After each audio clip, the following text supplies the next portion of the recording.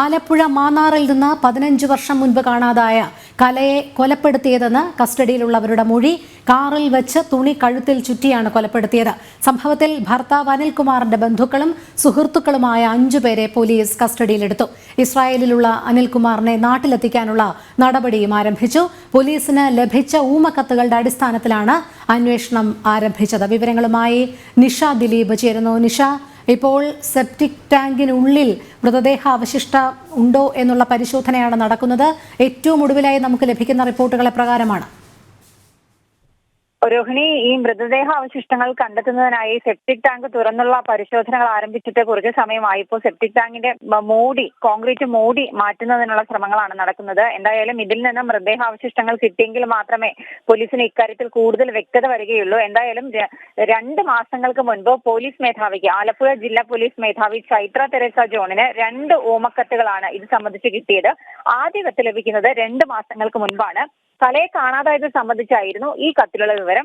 അതിനുശേഷം 2 ആഴ്ചയ്ക്ക് മുൻപ് ഈ സെപ്റ്റിക് ടാങ്കിൽ കലയെ കൊന്ന് സെപ്റ്റിക് ടാങ്കിൽ മൃതദേഹം തള്ളിയ വിവരങ്ങൾ ഉൾപ്പെടുത്തിക്കൊണ്ടുള്ള ഒരു കത്ത് ലഭിക്കുന്നുണ്ട്.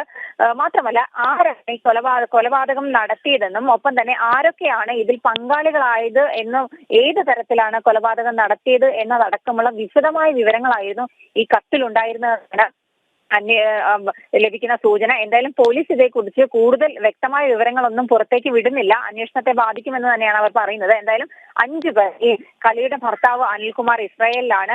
അനിൽകുമാറിനെ നാട്ടിലെത്തിക്കാനുള്ള നടപടികൾ 2 ദിവസം മുമ്പ് തന്നെ പോലീസ് തുടങ്ങിയിരുന്നു. ഒരാഴ്ച മുൻപ് ഈ ആലപ്പുഴ എസ്.പിക്ക് കിട്ടിയ കത്തിന്റെ അടിസ്ഥാനത്തിൽ ഒരാഴ്ച മുൻപ് ഈ കേസിന്റെ അന്വേഷണം അമ്പലപ്പുഴ CIയെ ഏൽപ്പിച്ചിരുന്നു. അമ്പലപ്പുഴ CIയുടെ നേതൃത്വത്തിലുള്ള സംഘം മഫ്തിയിൽ ഈ കലയുടെ ഭർത്താവിന്റെ വീടിന് പരിസരത്ത് അന്വേഷണം നടത്തുന്നുണ്ടായിരുന്നു. എന്തായാലും പോലീസുകാരെത്തിയ വിവരം അനിൽകുമാറിനെ ബന്ധുക്കൾ അറിയിച്ചതായാണ് ലഭിക്കുന്ന വിവരം. അനിൽകുമാറിനെ സംശയത്തിന്റെ നിഴലിലുള്ളത് കൊണ്ട് തന്നെ, അല്ലെങ്കിൽ വ്യക്തമായി കത്തിന്റെ ഒക്കെ അടിസ്ഥാനത്തിൽ അനിൽകുമാറിനെ നാട്ടിലെത്തിക്കാനുള്ള നടപടികൾ പോലീസ് നേരത്തെ തന്നെ തുടങ്ങിയിരുന്നു. എത്രയും പെട്ടെന്ന് ഇയാളെ നാട്ടിലെത്തിക്കാൻ കഴിയുമെന്ന് തന്നെയാണ് പോലീസ് കരുതുന്നത്. കൂടുതൽ വിവരങ്ങൾ അനിൽകുമാറിൽ നിന്നും ചോദിച്ചറിയേണ്ടതുണ്ട്. എന്തായാലും നിലവിൽ കസ്റ്റഡിയിലുള്ള 5 പേരിൽ അനിൽകുമാറിന്റെ സഹോദരിയും ഭർത്താവ് അടക്കമുള്ള ആളുകളുണ്ട്.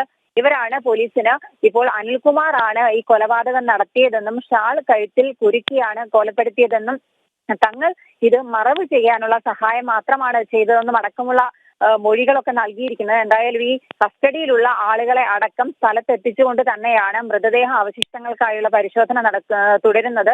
നമുക്കറിയാം 15 വർഷം, ഈ 15 വർഷമാണോ 18 വർഷമാണോ എന്നുള്ള കാര്യത്തിൽ പോലും ചെറിയ സംശയങ്ങളൊക്കെ നിലനിൽക്കുന്നുണ്ട്. ഇനിയും വ്യക്തത വരാനുണ്ട്. ഇത്രയും വർഷമായതുകൊണ്ട് തന്നെ മൃതദേഹത്തിന്റെ അവശിഷ്ടങ്ങൾ പോലും ലഭിക്കാനുള്ള സാധ്യതകൾ കുറവാണ് എന്നാണ് പോലീസ് പറയുന്നത്. എങ്കിലും ഈ മൃതദേഹ അവശിഷ്ടങ്ങൾ, ഏതെങ്കിലും തരത്തിലുള്ള മൃതദേഹ അവശിഷ്ടങ്ങൾ ഈ സെപ്റ്റിക് ടാങ്കിൽ നിന്നും കണ്ടെടുത്താൽ മാത്രമേ ഈ കൊലപാതകം സംബന്ധിച്ച് കൂടുതൽ നിർണായകമായ വിവരങ്ങളൊക്കെ പോലീസിന് ലഭിക്കുകയുള്ളൂ. എന്തായാലും ഇപ്പോൾ ഈ ഒരു പരിശോധന തുടർന്നുകൊണ്ടിരിക്കുകയാണ്. ഇനി അഥവാ ഈ സെപ്റ്റിക് ടാങ്കിൽ നിന്നും മൃതദേഹ അവശിഷ്ടങ്ങൾ ലഭിച്ചില്ല എങ്കിൽ മറ്റ് ഇടങ്ങളിലേക്ക്, ഈ കസ്റ്റഡിയിലുള്ള ആളുകളുടെ മൊഴിപ്രകാരമുള്ള ഇടങ്ങളിലേക്കൊക്കെ, കൂടുതൽ ഇടങ്ങളിലേക്ക് കുഴിച്ച് ഒക്കെ പരിശോധന നടത്തുന്ന നടപടികളിലേക്കൊക്കെ പോകും എന്നാണ് ആലപ്പുഴ ജില്ലാ പോലീസ് മേധാവി അറിയിച്ചിട്ടുള്ളത്.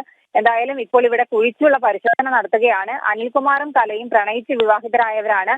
കലയെ വീട്ടിലാക്കി അനിൽകുമാർ വിദേശത്തേക്ക് പോയി. അതിനുശേഷം വിദേശത്ത് നിന്നും തിരിച്ചെത്തിയ അനിൽകുമാർ കലയുമായി കുട്ടനാട് ഭാഗത്തേക്ക് യാത്ര പോയി തിരിച്ചു വരുന്ന സമയത്താണ് അനിൽകുമാർ സുഹൃത്തുക്കളെ വിളിച്ചു വരുത്തി. അവർ 5 പേരുണ്ടായിരുന്നു. ആ സമയത്താണ് കൊലപ്പെടുത്തിയത് എന്നുള്ള വിവരങ്ങളൊക്കെ പുറത്തു വരുന്നുണ്ട്. പക്ഷെ ഇതൊന്നും സ്ഥിരീകരിക്കാത്ത വിവരങ്ങളാണ്. എന്തായാലും അനിൽകുമാറിനെ വിദേശത്ത് നിന്ന് എത്തിക്കേണ്ടതുണ്ട്.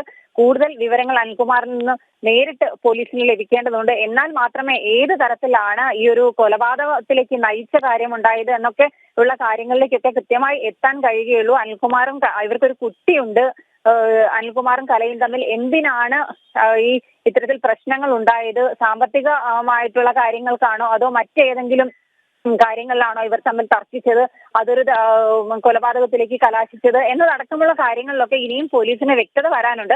പോലീസ് നമ്മൾ ചോദിക്കുമ്പോഴും പോലീസ് ഇക്കാര്യങ്ങളൊന്നും തന്നെ വ്യക്തമായി മറുപടി പറയുന്നില്ല. കാരണം അന്വേഷണത്തെ ബാധിക്കുന്നത് കൊണ്ട്. ഈ കസ്റ്റഡിയിലെടുത്ത 5 പേർ മാത്രമല്ല, ഇനിയും കൂടുതൽ ആളുകൾ ഇതിൽ പങ്കാളികളാണ് എന്നുള്ള സംശയം പോലീസിനുണ്ട്. അനിൽകുമാറിന്റെ ബന്ധുക്കളൊക്കെ തന്നെ ഞാൻ നേരത്തെ പറഞ്ഞതുപോലെ പോലീസിന്റെ നിരീക്ഷണത്തിലായിരുന്നു. കഴിഞ്ഞ ഒരാഴ്ചയായി ഈ ഭാഗത്ത് പോലീസ് എത്തിയിരുന്നു. മഫ്തിയിൽ ഇവരുടെ ബന്ധുക്കളെ ചോദ്യം ചെയ്തിരുന്നു. പലരെയും സംശയം തോന്നിയ ആളുകളെ കസ്റ്റഡിയിൽ എടുത്തിരുന്നു. ഈ ഊമക്കത്തിൽ പറഞ്ഞിരിക്കുന്ന പേരുകൾ സഹിതം ആണ് ഈ ഊമക്കത്തിൽ പറഞ്ഞിരിക്കുന്നതെന്നാണ്. അതെ നിഷ, പോലീസിന് അങ്ങേയറ്റം നിർണായകമായതും ഈ ഊമക്കത്തിന്റെ അടിസ്ഥാനത്തിൽ തന്നെയാണ്. കാരണം ഈ ഊമക്കത്തിൽ ഇത് നടത്തിയവരുടെ പേരുകൾ അല്ലെങ്കിൽ കൊല ഏതു രീതിയിലാണ് നടത്തിയത് എന്നതടക്കമുള്ള ചില സൂചനകളോടുകൂടിയായിരുന്നു ഈ ഊമക്കത്ത് പോലീസിന് നൽകിയത്. ഏറെ വഴിത്തിരിവായതും ഈ നിർണായകമായ ഊമക്കത്ത് തന്നെയായിരുന്നു. എന്തായാലും അതിന്റെ അടിസ്ഥാനത്തിൽ നടത്തുന്ന തിരച്ചിലാണ്. മൃതദേഹ അവശിഷ്ടങ്ങൾ ലഭിക്കേണ്ടതുണ്ട്, ശാസ്ത്രീയമായ പരിശോധനകൾക്ക് ഇതൊക്കെ അയക്കേണ്ടതുണ്ട്. എന്തായാലും ഈ 15 വർഷം നീണ്ടുനിന്ന ഈ ദുരൂഹത മറനീക്കി പുറത്തു വരുന്ന ഒരു സാഹചര്യത്തിലേക്കാണോ കാര്യങ്ങൾ എത്തിച്ചേരുന്നത്? കസ്റ്റഡിയിലുള്ളവർ കുറ്റസമ്മതം നടത്തിയ രീതിയിൽ തന്നെയാണോ ഇതുമായി ബന്ധപ്പെട്ട കാര്യങ്ങൾ പോലീസിനോട് പറഞ്ഞിരിക്കുന്നത്? രോഹിണി, ഈ ഊമക്കത്തിൽ തന്നെ കൃത്യമായി കൊലപാതകം എങ്ങനെയാണ് നടത്തിയതെന്നും ആരൊക്കെ ഇതിൽ പങ്കാളികളായി എന്നുള്ള കാര്യങ്ങൾ ഉണ്ടായിരുന്നു. ആ കത്തിന്റെ അടിസ്ഥാനത്തിൽ ഉള്ള ആളുകളെ തന്നെയാണ് പോലീസ് കസ്റ്റഡിയിലെടുത്ത് 2 ആഴ്ചകളായി ചോദ്യം ചെയ്തു വരുന്നത്. എന്തായാലും പോലീസിന് കൃത്യമായ വിവരം ലഭിച്ചിട്ടുണ്ട്. നമ്മൾ മാധ്യമങ്ങളുമായി പങ്കുവയ്ക്കാൻ പോലീസ് തയ്യാറാകുന്നില്ല ഔദ്യോഗികമായി പങ്കുവയ്ക്കാൻ പോലീസ് തയ്യാറാകുന്നില്ല എങ്കിൽ പോലും ഈ കത്തിൽ പേര് പറഞ്ഞിരിക്കുന്ന ആളുകൾ തന്നെയാണ് പോലീസിന്റെ കസ്റ്റഡിയിലുള്ളത്. അനിൽകുമാറിന്റെ അളിയനടക്കമുള്ള ആളുകളുണ്ട് എന്നാണ് ലഭിക്കുന്ന വിവരം. ഈ ആളുകളിലേക്കൊക്കെ കൂടുതൽ അന്വേഷണങ്ങൾ പോകേണ്ടതുണ്ട്. മാത്രമല്ല ഇതിൽ മറ്റൊരു കാര്യമുള്ളത്, ഈ പോലീസ് മഫ്തിയിൽ വീട്ടിലെത്തിയ കാര്യം അനിൽകുമാറിനെ ബന്ധുക്കൾ അറിയിച്ചിരുന്നു. അതുകൊണ്ട് തന്നെ അന്വേഷണ സംഘത്തിൽ നിന്ന് ലഭിക്കുന്ന വിവരങ്ങൾ പ്രകാരം ഈ കുടുംബത്തിലുള്ള ആളുകൾക്ക് ഇത്തരത്തിൽ ഇങ്ങനെ ഒരു കൊലപാതകം നടന്നു എന്ന കാര്യം അറിയാം. ആരും തന്നെ പുറത്തറിയിക്കാതെ കലയെ കാണാനില്ല എന്ന് സംബന്ധിച്ച് പോലീസ് പരാതി അന്ന് നൽകിയിരുന്നു. പിന്നീട് ആ കേസിന്റെ അന്വേഷണം എങ്ങും എത്തിയില്ല. പോലീസ് ആ കേസ് ക്ലോസ് ചെയ്യുകയും ചെയ്തു.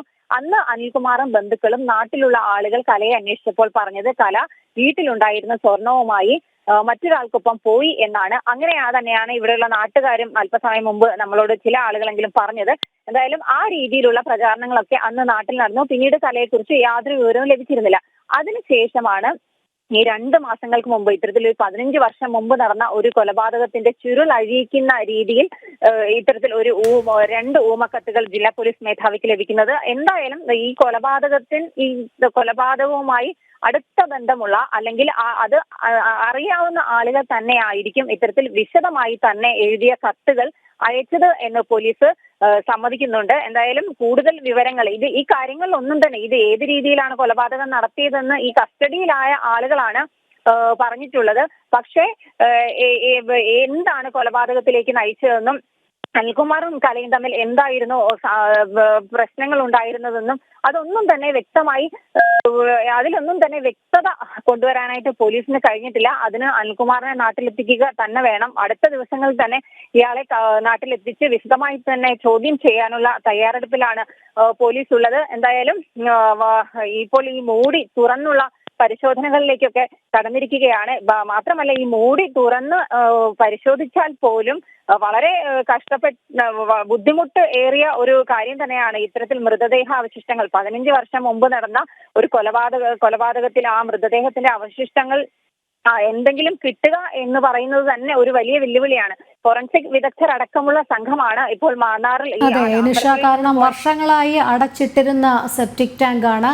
അതിൻ്റെ സ്ലാബ് മാറ്റി ഇപ്പോൾ അതിനുള്ളിലേക്ക് പരിശോധന നടത്തുന്നത് അങ്ങേയറ്റം ശ്രമകരം തന്നെയാണ്. അതിരൂക്ഷമായ ദുർഗന്ധവും വമിക്കുന്നുണ്ട്. അതുകൊണ്ട് വലിയ ബുദ്ധിമുട്ടിൽ തന്നെയാണ് ഇത് പരിശോധനയ്ക്ക് നേതൃത്വം നൽകുന്ന പോലീസുകാരും ഫോറൻസിക് വിദഗ്ധരും ഒക്കെ അനുഭവിക്കുന്നത്. എന്തായാലും മൃതദേഹാവശിഷ്ടങ്ങൾ ലഭിച്ചാൽ മാത്രമേ ഇത് ഈ പ്രതികളുടെ മൊഴിയുമായി ബന്ധപ്പെടുത്തി സ്ഥിരീകരിക്കാനും സാധിക്കുകയുള്ളൂ. എന്തായാലും ഇപ്പോൾ നിലവിൽ ഈ അന്വേഷണം അല്ലെങ്കിൽ ഇതിൻ്റെ ഒരു തിരച്ചിൽ എന്ന് പറയുന്നത് എത്രത്തോളം പുരോഗതിയിലേക്ക് എത്തിയിട്ടുണ്ട്? ഇന്ന് തന്നെ അത് പൂർത്തിയാക്കാനാണോ പോലീസ് ശ്രമിക്കുന്നത്? അങ്ങനെയുള്ള എന്തെങ്കിലും സൂചനകൾ ലഭിക്കുന്നുണ്ടോ? കാരണം ഏറെ ശ്രമകരമായൊരു ദൗത്യമാണല്ലോ. രോഹിണി, സെപ്റ്റിക് ടാങ്ക് തുറന്നുള്ള പരിശോധന ഇന്ന് തന്നെ പൂർത്തിയാക്കാനാണ് പോലീസിന്റെ ശ്രമം. ഉച്ചയ്ക്ക് ശേഷം തുടങ്ങിയ പരിശോധനയാണ്.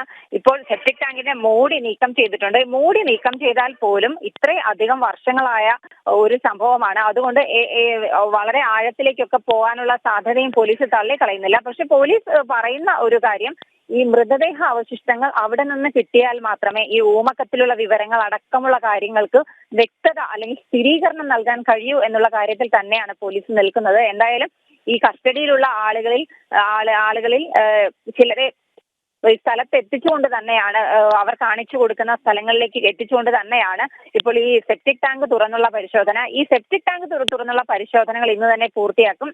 ഞാൻ നേരത്തെ പറഞ്ഞതുപോലെ അവിടെ നിന്നും ഈ സെപ്റ്റിക് ടാങ്കിൽ നിന്നും മൃതദേഹത്തിന്റെ ഏതെങ്കിലും തരത്തിലുള്ള അവശിഷ്ടങ്ങൾ കിട്ടിയില്ലെങ്കിൽ പോലീസിന് വേറെയും ഈ പ്രതികളെ ചോദ്യം ചെയ്യുകയും പ്രതികൾ നൽകുന്ന കസ്റ്റഡിയിൽ ഉള്ള ആളുകൾ നൽകുന്ന വിവരങ്ങൾ അനുസരിച്ച് കൂടുതൽ ഇടങ്ങൾ ഇത്തരത്തിൽ കുഴിച്ചോ അല്ലെങ്കിൽ മറ്റേതെങ്കിലും രീതിയിലോ ഒക്കെ ശാസ്ത്രീയ പരിശോധനകളൊക്കെ നടത്തേണ്ടി വരും. എന്നാൽ മാത്രമേ ഈ ഒരു കൊലപാതകമാണ് എന്ന് പോലീസ് വലിയ ഒരു സംശയത്തിലേക്ക് പോകുമ്പോഴും ഏതാണ്ട് കുറേയേറെ സ്ഥിരീകരിക്കുമ്പോൾ പോലും കലയുടെ മൃതദേഹ അവശിഷ്ടങ്ങൾ ലഭിച്ചു. അത് DNA പരിശോധന ഉൾപ്പെടെയുള്ളവ നടത്തിയതിനു ശേഷം മാത്രമേ ഇത്തരത്തിൽ കലയുടെ കൊലപാതകം സംബന്ധിച്ച് ഉള്ള ചുരുളുകൾ പൂർണ്ണമായും അഴിയുകയുള്ളൂ. എന്തായാലും വളരെ 15 വർഷത്തിന് ശേഷം ഒരു സെപ്റ്റിക് ടാങ്ക് തുറന്നുള്ള ഒരു പരിശോധന അല്ലെങ്കിൽ 15 വർഷത്തിന് ശേഷം ഒരു ഗൂഢമായ ഒരു കൊലപാതകത്തിന്റെ ഒരു ചുരുളഴിയുക എന്ന് സംബന്ധിച്ച് കേരള പോലീസിനെ സംബന്ധിച്ചിടത്തോളം അത് തെളിയിക്കാൻ സാധിച്ചാൽ വലിയ ഒരു നേട്ടമെന്ന് തന്നെ പറയാം. ആലപ്പുഴ SP-യുടെ നേതൃത്വത്തിലുള്ള സംഘമാണ് ഈ ഒരു സെപ്റ്റിക് ടാങ്ക് തുറന്നുള്ള പരിശോധനയിലേക്ക് ദിലീപാണ് വിവരങ്ങൾ നൽകിയത്.